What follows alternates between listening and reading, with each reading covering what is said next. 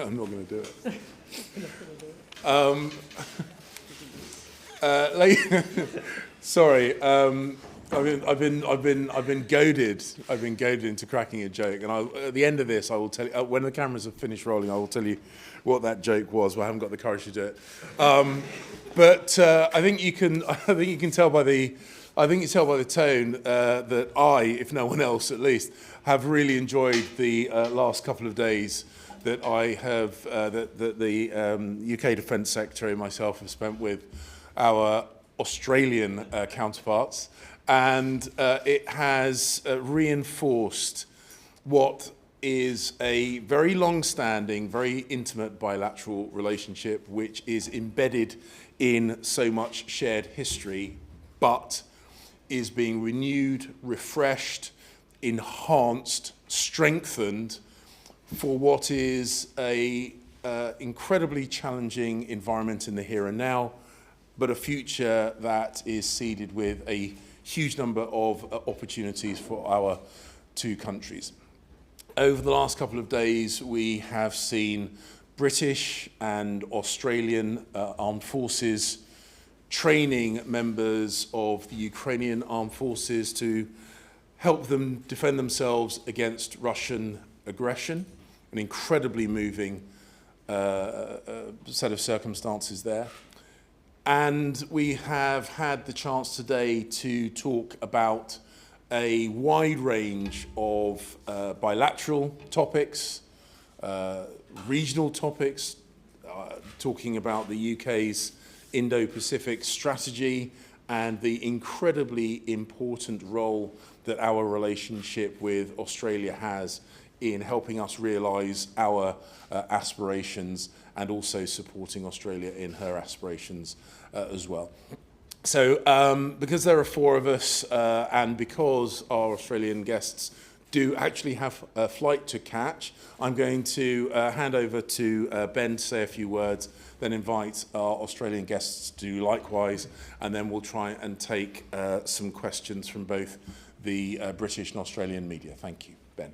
Thank you, James. And it's been a delight to host our friends here in Portsmouth, and Portsmouth's put on an amazing show for them, as well as Salisbury Plain, where yesterday we took a helicopter ride down to visit Australian troops training Ukrainians in the middle of their summer. Your troops came thousands of miles to give up their summer to help lead and train Ukrainians. And the experience is, when you go to visit them, is quite how rewarding it is for the soldiers, the Australians or the other 9 nations doing that training, when they see these brave Ukrainians. And we obviously had an afternoon on Salisbury Plain, and then it's been a really good session for all of us, I think. I mean, for me, this is my second AUKUS meeting, and I'm delighted the new government of Australia is in place, and it's been really good to meet, obviously, for the first time, my friend Penny, the Foreign Minister, but also for, I think, third or fourth time now, Richard, the Deputy Prime Minister. And it is important that we recognise that, sadly, the rules-based order is under threat like never before, that human rights is being threatened by a range of characters around the world, and indeed people are testing sovereignty of nation states in a way that should worry us all. And whether you are in Ukraine or whether you are in the far Pacific, from a United Kingdom's point of view, those values are true and are worth standing up for, whether that's freedom of navigation. So much of that treaty and that upholding of that treaty comes from this very town, Portsmouth, the home of the Royal Navy in history. They are important for our existence and our trade, and they're actually important for the regards to the rule of law. And I think it is sad that, come 2023, we are seeing a reversal of that. And only by us all sticking together, working together, and showing the way to many of our friends and allies around the world that there is a way forward from that, then I think we can, provide hope for future generations. So AUKUS, obviously the defence, but also the sort of political will behind AUKUS with the United States is about delivering, some actual hard power necessarily and capabilities behind that, aspiration to stand up for the rules-based system, but also, the 2+2 that you see today is another step towards closer working together. We've worked today on areas around Pacific cooperation, around global cooperation, and around others that you'll see in the communique about what more we can do for each other. And as militaries of highly professional standards, we respect, our military respects greatly the Australian military. We like working together. Our navies do as well. And, as we speak, we have 2 warships permanently based in the Pacific, and will be more of that to come. So I'm delighted to have hosted you all, and I think we've made some real progress that we'll build on, and the communique alludes to. Thank you very much. Back to Penny. Richard. Well, today we've had a very successful AUKMIN meeting. And on behalf of Penny and I, we really want to thank James and Ben for hosting us. But it's not just been the formal meeting today. In fact, really the time that we've spent together over the last 2 days has been really valuable and an absolute treat, and culminating in a lunch just with the 4 of us aboard HMS Victory. And what's really struck me over the course of the last 2 days is the commonality of view amongst the 4 of us about the complexity of the challenges that we face in the world today, challenges to the global rules-based order. In Eastern Europe, in the Indo-Pacific, there is a very high degree of alignment in the way in which we see the world, and we are thinking about it and thinking of what we need to do as 2 nations working together. A sense of shared mission is really what characterises the way in which Australia and the United Kingdom are going about its work. And there was no better example of that than what all of us here witnessed yesterday when we saw our Defence Force personnel working together to train the Ukrainian armed forces. And as we watched them do a drill about encountering a mine in the face of artillery fire, it was hard not to be struck by the idea that as they were doing this drill now, in a very short period of time, what they were doing, they could easily be doing for real. And the significance of that and the importance of the training that is being provided, the way in which that will save lives and contribute to the effort which will keep Ukraine in the fight so that they can determine the end of this conflict on its own terms. The seriousness of that was very present, and the sense of working together was very clear. That, in a larger sense, is clearly happening in its most profound way through the United Kingdom and the United States working together with us through the architecture of AUKUS to help Australia acquire a nuclear-powered submarine capability.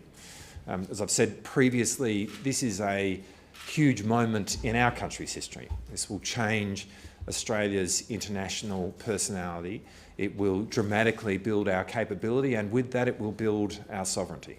But the significance of Britain and America working together to help us have that technology is one which in international terms is also highly significant. And what it really means is that, for us, our oldest relationship, a relationship which is characterised by deep people-to-people links, by a significant presence of Brits in Australia and Australians here in Britain, through this is now being given a contemporary expression and a very full agenda as we look to the future. Thank you very much. Can I first just thank James and Ben for their hospitality, for hosting us in this extraordinary location. Richard said he was going to be distracted for most of the AUKMIN meeting because it was so magnificent, and to say to you both how much we appreciate what you've shown us here. This has been a profoundly important, profoundly rewarding meeting between our 2 countries. We share extraordinary alignment, we share history, we share interests, we share values, and we have a sense of shared purpose. But for me, one of the things that I've most appreciated has been the trust and openness with which we've engaged with each other, which is so important at this time, given the challenges that we face. We all are aware of the strategic circumstances we face in different theatres, and we are deeply committed to working with each other to protect, safeguard the sort of world we want our children to live in. You know, a world in which is peaceful, stable, prosperous, respectful of sovereignty, one in which the rule of law, international law and norms is protected. I also want to say again how moved I was to visit, to engage with both the Australian personnel and British personnel and the Ukrainian soldiers yesterday, and to express my thanks again for what was a really very moving visit and a reminder of why we are all here and what is at stake in Ukraine, and to thank the United Kingdom for their leadership on Ukraine. Thank you very much. Thank you, ladies and gentlemen. As I say, our Australian guests do have to get their flights, so I'm going to try and get through a number of questions, some of which I've already promised. If we're punchy, we might be able to squeeze in a few more. But let's start off with Steve from ABC. Thank you. Can you hear me okay? Yep. A question for Secretary Wallace. You've previously said in relation to the proposed submarine build that it will be a truly collaborative project. Is what we are talking about here a whole new class of submarine and something that will be common to all three nations? Well, look, I think you'll have to wait for the Australian Cabinet to make its final decision on their proposals. And then I think then, you know, it is for Australia to reveal what options it's settled for. Whatever the options are, and there are a range of them, you know, it is a joint endeavour, whether that is the sharing of technology and the understanding of how to do it, the sharing of the build, or the sharing of the design. So whatever option is chosen by Australia, it will be collaborative, and that statement stands. But what those details are, for the Australian government to set out at a time that it's appropriate to do so. That is the answer to the question. Fantastic, thank you. Ryan from The Sun. Thank you. A question to the Defence Secretary. The Chancellor last year said we must put our money where our mouth is and prove we understand the first duty of government is to keep our people safe. What is your message to the Treasury on this and getting the funding that you need ahead of the budget? And would you consider it a resigning matter if you don't? And if I may, on fighter jets in Ukraine, is it better to send them sooner rather than later, as Boris Johnson said yesterday? Well, look, first of all, we've got a budget coming up in March. There's plenty of water to go under the bridge between now and then. I had a meeting with the Chancellor earlier this week. We're obviously, like all the departments, in negotiations. Remember, we had a significant settlement from 2020, and that spending envelope runs until the end of 24-25. And, you know, of course, I look in the short term for funding to mitigate the impacts of things like inflation. I have a very big capital budget, and that will form part of the negotiations with the Treasury. What is most important is the continuation of the statement the Chancellor said in the autumn statement, which is a recognition in government that when we get towards the next spending review, there's a recognition that as the world gets more dangerous and unstable, defence should continue to get a growing proportion of spend. We can then debate how much that proportion should be, but my point is the direction of travel is the world is more dangerous and unstable and likely to remain so for a decade or two, and I think that's just about changing that perception. The Chancellor was kind enough to grant that. He said that in his statement in autumn.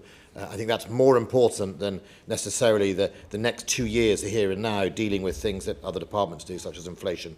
But we'll negotiate, and you know, you won't find any defence secretary in the world who doesn't sit there and say, I could do with some more money. Fantastic. Let's go. Hans from the Financial Review. They gave it to me because they wanted to see if you could pronounce my name, but I noticed you avoided the surname. Hans van Leeuwen from the Australian Financial Review. A question for you, Foreign Secretary, and a quick one for the Foreign Minister as well. Foreign Secretary, your counterpart offered you some advice this week about engaging in the Indo-Pacific and the need to talk honestly and truthfully about Britain's colonial past. Do you agree that your imperial past could be a handbrake on your diplomatic efforts to counter the Chinese narrative?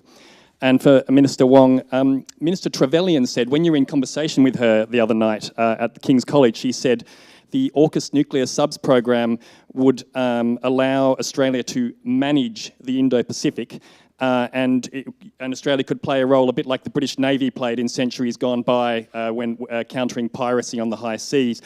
Do you endorse that sort of characterisation of what the nuclear submarines will bring to Australia? Do you want to go first? No, actually, so Hans, this is my first opportunity to meet Penny face to face. Obviously, we had the opportunity to speak on the phone before the meeting. But I have to say, the conversations that we have had on the UK-Australian relationship, on the UK's relationship with other countries in the region, and indeed the nature of the relationship between the UK and other countries which are now in the Commonwealth but which were previously British colonies, was one of the areas of conversation that we had. However, 2 points to make. Firstly, it wasn't the mainstay of the conversation we've been having. The mainstay of the conversations we've been having is about our future joint work, our joint endeavours with regard to security, prosperity, technological advancement, whether it be through AUKUS or other things. That was the mainstay. But where we did touch upon the history, the UK's history and our relationship with the world, it is about recognising you cannot eradicate or erase your history, so you need to be conscious of it. And I think it is incumbent upon the UK in our dealings with Australia or any other country with which we were once a colonial power, to recognise that we need to demonstrate that this is a modern partnership of equals, different but equal, geographically separated but emotionally and historically bound. So there's been, I don't want to put words in your mouth and you'll tell me if I'm wrong, there's been no tension, no awkwardness. There's been perhaps more than a little bit of humour about how often our history is portrayed both here in Portsmouth and in London. But I tell you something. I am left at the end of this 2 days working closely with my Australian counterparts, absolutely confident that this is the start of a beautiful friendship. I want to make 2 points, if I may. The first is that the modern face of Australia and the modern face of Britain, I think which is I think apparent here in this room, is one of the ways in which we can make ourselves stronger and more influential in the world. And I'd make the point that in a time of strategic competition, we have to make sure we are not being framed by others, and we frame ourselves. I think having James as my counterpart is enormously rewarding, enormously valuable, and I've really deeply appreciated our engagement. In relation to the broader issue about how we conceive of and envisage the submarine capability, I've said previously, including in my discussions with ASEAN, and my discussions at the East Asia Summit and elsewhere, Australia seeks a submarine capability and we are deeply appreciative of the collaboration which is enabling that to occur, because we want to contribute to the sort of region we want. That is why we seek it. We seek a submarine capability that is part of, along with other elements of national power, but centrally, in order to contribute to a region that is stable, prosperous, peaceful, and in which sovereignty is respected. That's where Australia is coming from. Fantastic. Peter from the BBC. Thanks. Defence Secretary, you seem to be in a public disagreement with your Veterans Minister. You, in the House of Commons, talked about underfunding and hollowing out of our armed forces. Johnny Mercer says that's patently untrue. Can you clarify? What did you mean by hollowing out? To clarify, Johnny Mercer clarified in a tweet that he didn't refer to me, so your premise of your question is probably wrong. But the armed forces has been hollowed out for the last 30 years. It's why we granted in 2020 £34 billion to the Army to modernise its fleet. So if it wasn't hollowed out, why would we spend £34 billion on its fleet? I mean, that is a fact, but there's no public dispute between private or public with me and Johnny Mercer. The simple reality is that in 2020, the Prime Minister of the day recognised that defence had gone beyond taking a peace dividend in 1991 to being continued sort of defunded for so long, and the world had changed. That's why we've got a record settlement of £24 billion over the 4-year spending period, which enabled me to unlock both some reforms, but also an equipment programme that is pretty hefty. I mean, 34 billion between now and 2032 for the Army alone as equipment plan is a significant step. I think the real key behind this is these aren't instant, right? You do not suddenly develop a tank factory or a missile factory overnight. And so delivering that modernisation is going to take time, and anyone who thinks it isn't should even look at our adversaries. They don't have magic wands either, so that is the direction of travel. Can I just ask you all one last question? How did it feel to have dinner on board Nelson's flagship? It was fantastic. But lunch, it was lunch today. Lunch. Was it a good lunch? Yeah, lovely. It was a really good lunch, and it was great company in an extraordinary place. And we went over time Yeah. substantially. So we're going over to, I think we have got time for probably one more. I think, yes, that's it.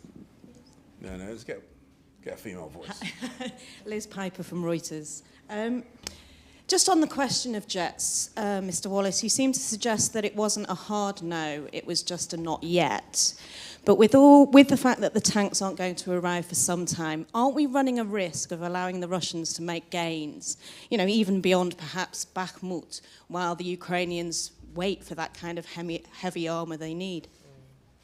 Well, look, first of all, not very far away from here, the Ukrainians arrived on Monday to start training on those tanks. Training people on different technologies that are greater than just handheld weapons takes time. Whether it's a Leopard tank or a Challenger tank, they're not going to arrive tomorrow morning. We could send them tomorrow morning, but actually what we need to do is make sure that we train the Ukrainians to fight them properly and that they are part of a formation, such as a battalion level, and the United States are going to do training of formation level. So these things do take time. It's really important, but it's also why last year, basically from August, I pushed to start the process of training, both in specialty and indeed basic training, which is what we saw yesterday. So getting the population of the military of Ukraine trained is the first step, and then obviously adding them to the equipment. And of course, we go up that ladder. Now, on the process of jets, I've been pretty clear that, one thing I've learned over the last year is don't rule anything in or rule anything out, right? I mean, that is the simple reality, is we respond to the needs of the Ukrainians at the time, based on what the Ukrainians tell us, what we see in things like intelligence and our knowledge of the Russians on the battlefield. And right now, what the Ukrainians need is the ability to form military formations on the ground in order to use combined arms maneuver to push back Russian forces.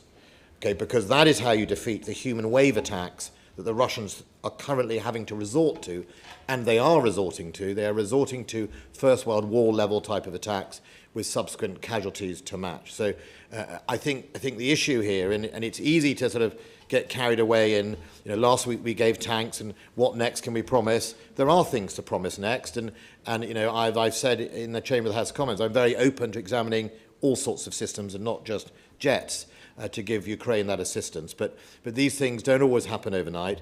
What I can say is we're not putting the Ukrainians at risk.